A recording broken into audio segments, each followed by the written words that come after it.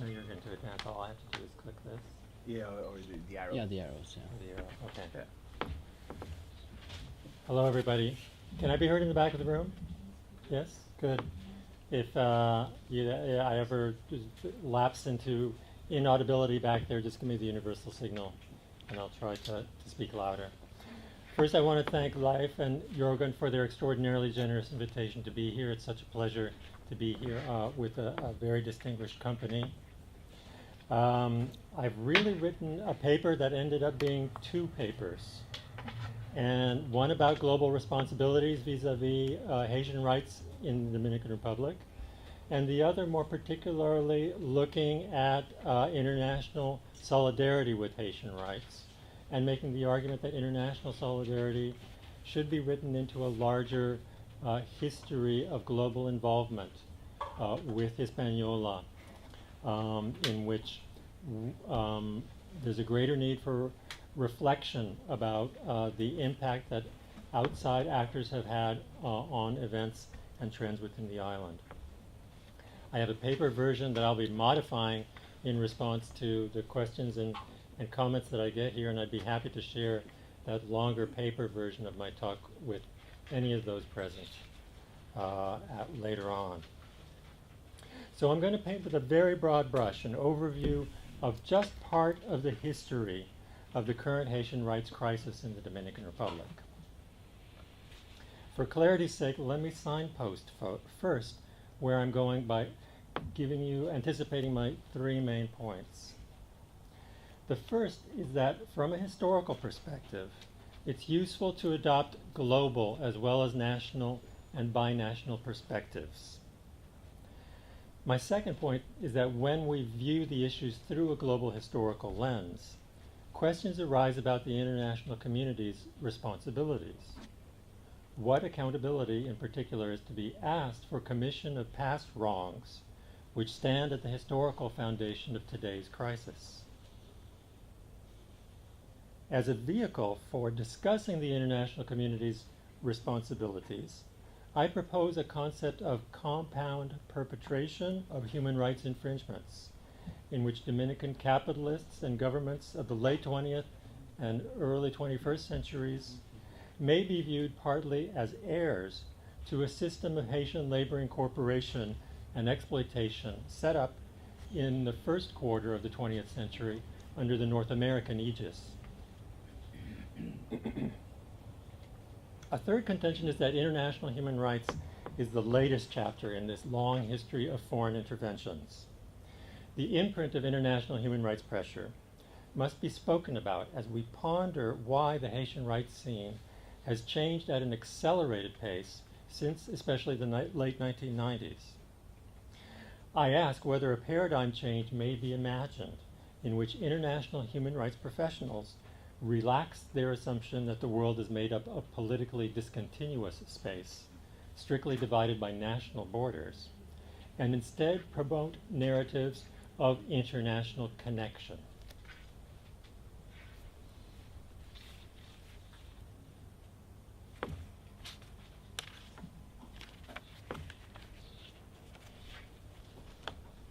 In my paper, I first sketched three overlapping orders of international responsibility and obligation. The first I term an obligation of relief. Even as disagreement exists about how international institutions should best respond, few would disagree that poverty-induced suffering in Haiti surpasses the level at which there is a humanitarian obligation to respond, as was so well engaged by Professor Lundahl's presentation in the first panel. The first level of obligation, then, is humanitarian in spirit and in principle above politics. It's based on the idea that there is something like a reflex to respond with aid and care, which should be triggered by the spectacle of human needs so fundamental, endangered by levels of deprivation so dire as we saw in Haiti, even before the 2010 earthquake. And certainly that is that humanitarian reflex with which ordinary Dominicans and the Dominican government responded in the aftermath of the 2010 earthquake. The second order of international responsibility I term reconstructive. In the aftermath of the quake, Anthony Oliver Smith identified what he called a historical construction of vulnerability as a root cause of the quake's disproportionately massive human toll.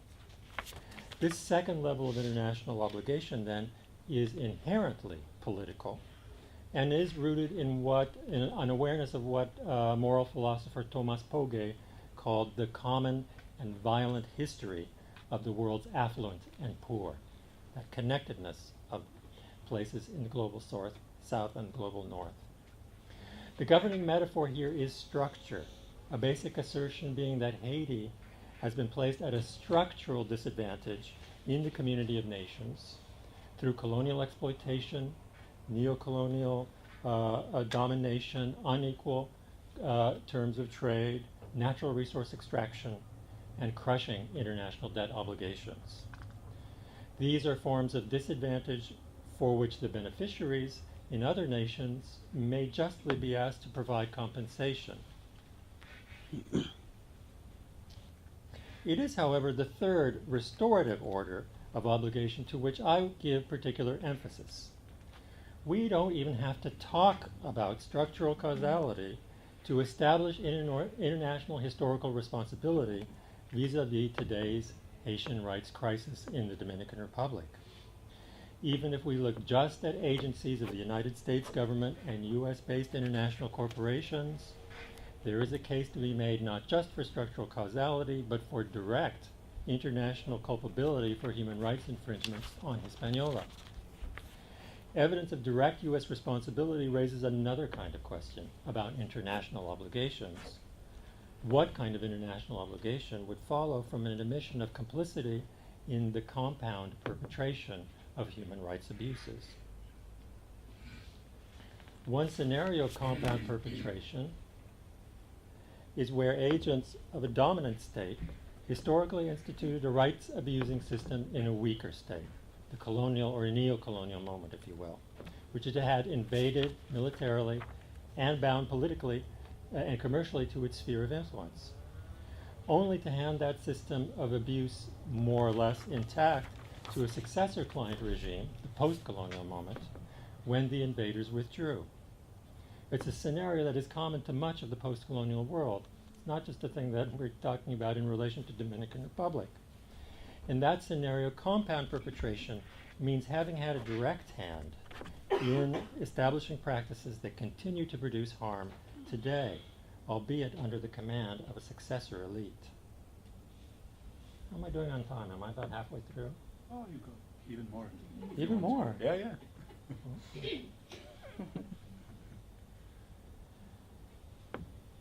Seen through the lens of compound perpetration, the United States is neither an unwitting consumer of unethically produced sugar, nor an otherwise non-implicated party in relation to today's Haitian rights crisis in the Dominican Republic. It is rather one of the parties most responsible for having set large-scale immigration in motion from Haiti. The recruitment of Haitian workers having expanded greatly and been initially regulated through U.S. military government ordinances following the United States seizure of power on both sides of the island after 1916. Not only were rights abuses involved in the importation and retention of Haitian labor, but a vulnerable population was established of Haitian nationals and Haitian descended Dominicans, numbering in the hundreds of thousands. And US-based sugar companies, the shipping companies that exported raw sugar, sugar refiners and merchandisers in the Canadian and Western European markets, to which Dominican sugar was mainly exported prior to the Cuban Revolution, and the mainly US-based banks that invested in Dominican sugar were preeminent among the beneficiaries of this system of plantation labor exploitation, later to be dubbed Dominican sugar slavery. It should be added that none of these developments would have been possible for subsequent Dominican governments to sustain without either the centralization of state security forces set up under U.S. military rule, or the tacit blessings of the U.S. government for authoritarian solutions in its Latin American backyard, until the 1970s. Seen from the standpoint of the historical archive, then, U.S. fingerprints appear to be all over the scene.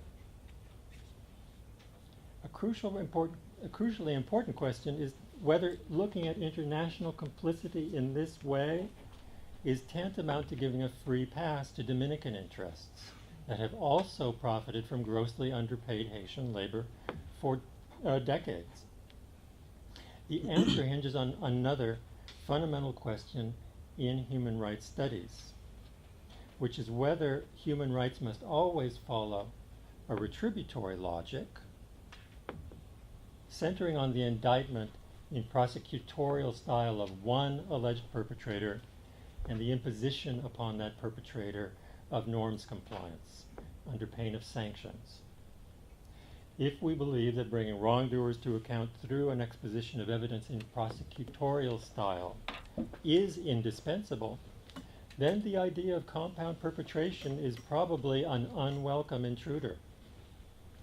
Seen through the lenses of retributive justice, compound perpetration risks weakening the case against one perpetrator by bringing in evidence that others may be culpable too. But as historian Elazar Barkan has theorized, the dominance of the prosecutorial imaginary is not uncontested in human rights. Other routes to human rights justice may be imagined, which do not hinge necessarily on pinning blame on one party and threatening it with retribution for non-compliance.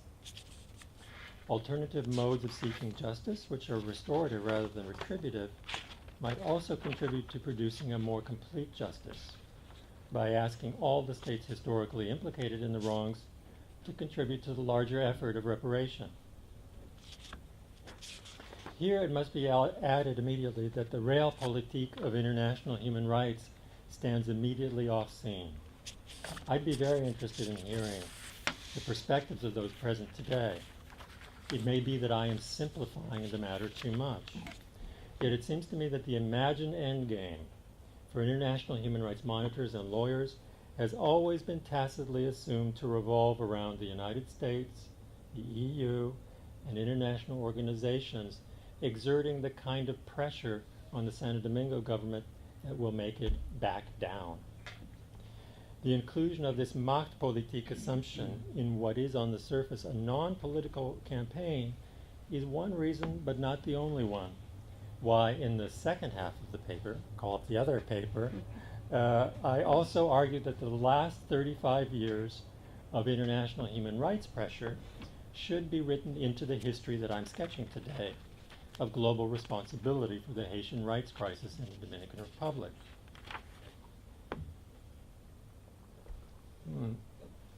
And here, I'm switching media from the PowerPoint to the handout and the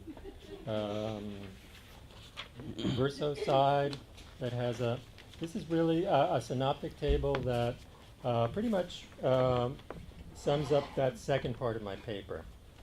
So I divide the developmental arc of international human rights intervention into three main lines: Dominican sugar slavery, migrant rights and statelessness, and sugar slavery redux.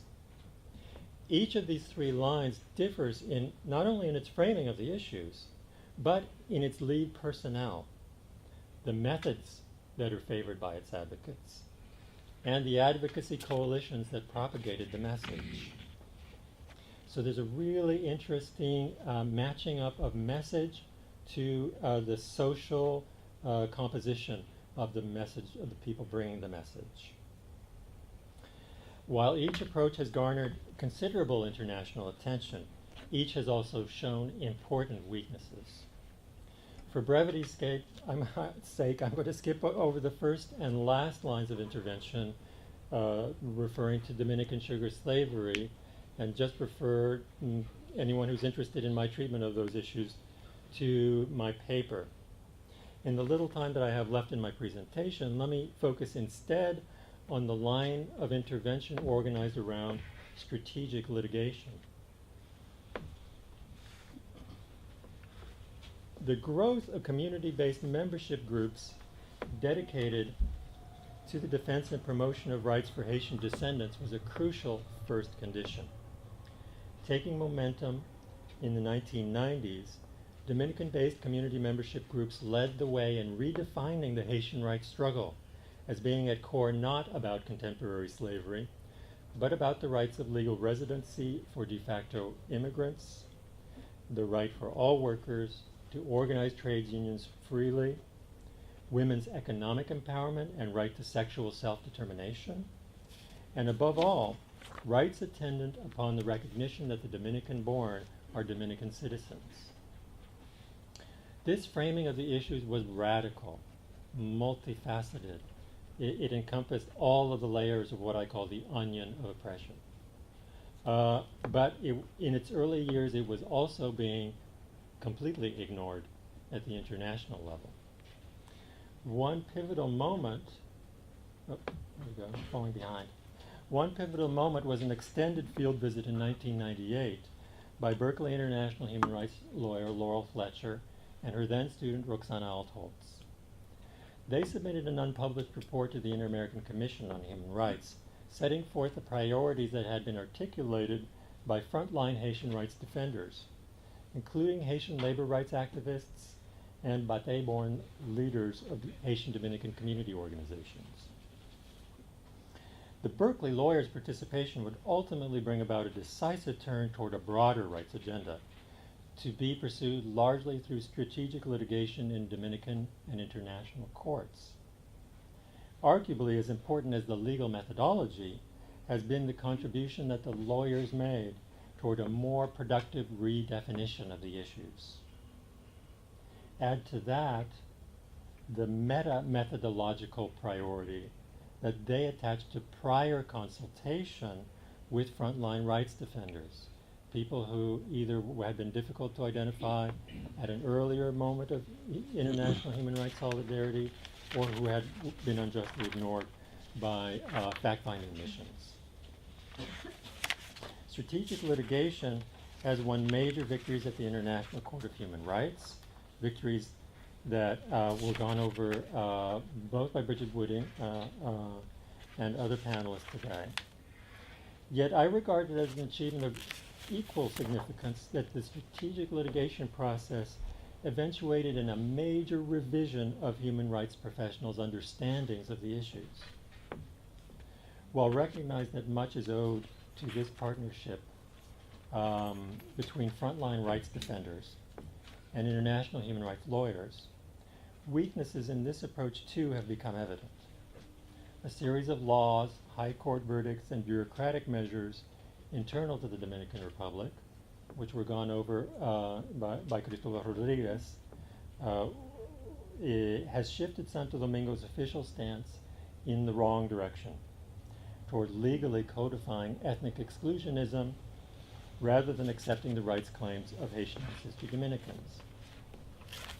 It is as if Dominican legislators and successive presidential administrations took international lawyers' strategic translation of Haitian rights claims into liberal constitutional terms and turned that strategy on its head by legally formalizing exclusionism in an anti-liberal sovereignty rights nexus. Disproportionately affected by this shift to a legalized, more rigidly enforced, and further reaching exclusionism are young Haitian ancestry Dominicans who aspire to attain university credentials or emigrate overseas, and who in an earlier generation would have mostly felt secure in their belonging to the Dominican nation.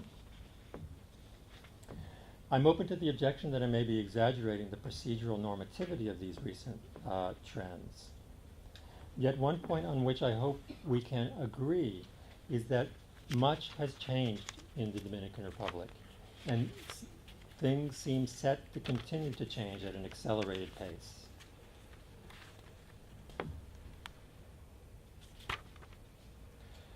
Or at least so it all seemed until 23rd September 2013, at which point the pace of change got even faster.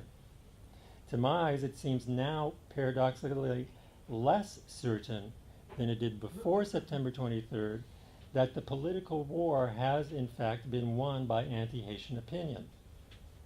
The broadly based and vocal repudiation with which the Tribunal Constitucional Sentencia 168 was met, both on the island and in the diaspora, uncovered a little noticed gap between the anti-Haitian trend in Dominican politics and pro-Haitian trends in Dominican public opinion. It's already been referenced in part. That gap has for some years been evident in the America's Barometer polling, shown in this slide, which shows support among Dominicans for granting citizenship to Haitian ancestry Dominicans growing since 2006, a trend which contrasts with stridently anti-Haitian positions staked out by members of the Dominican talking class. This and other polling data points to the potential for a greater use of mass media and social media appeals designed to persuade Dominicans that their co-citizens of Haitian ancestry are a part of an us and rather than a them. In future years, then, strategic media may prove just as valuable as strategic litigation has in the last 15 years. But let me skip forward to the closing thoughts. The other element that I want to emphasize is that only through a transition from a prosecutorial imaginary to something like a reparations agenda can Haitian rights put both Dominican and foreign government agencies and business corporations to the task of compensating for their compound perpetration of wrong.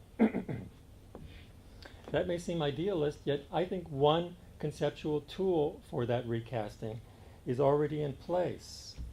The idea that the current crisis is but one example of a global crisis of statelessness. Seen from this perspective, the Dominican Republic is just one of a number of post-colonial states worldwide that are grappling with the challenge of defining the nationality and legal rights of the descendants of earlier generations of immigrant workers or forced laborers, first brought to their countries to serve European and North American colonial or neo-colonial export manufacturers. With apologies then for having brought up more questions than answers in my talk, I hope you won't mind my closing with 3 questions bundled within one question. Can the Haitian-Dominican case be approached not just as a prosecutorial bringing to account of wrongdoers, but through a restorative agenda, which would begin by recognizing that excess profits have been earned for generations through the under-remunerated labor of an immigrant workforce, and then asks what debt is owed to those immigrants and their descendants, and by whom and in what form is that debt to be paid. Thank you for your attention. I look forward to your questions.